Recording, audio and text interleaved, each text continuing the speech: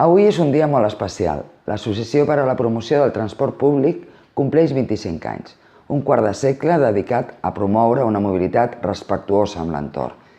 Vull felicitar-vos per aquest projecte social i ambiental, pioner a l'Estat, i per la vostra defensa de les polítiques de transport públic. Feu pedagogia i consciencieu la societat sobre la seva importància. A l'Hospitalet ens trobem amb un punt d'inflexió. Hem aconseguit el compromís ferm del Ministeri per soterrar les vies que divideixen la ciutat i construir l'intercanviador de la Torrassa. Aquesta inversió millorarà globalment la xarxa de Rodalies, fent-la més eficient i útil per la ciutadania. Acabo agraint-vos la vostra contribució a projectes com el soterrament.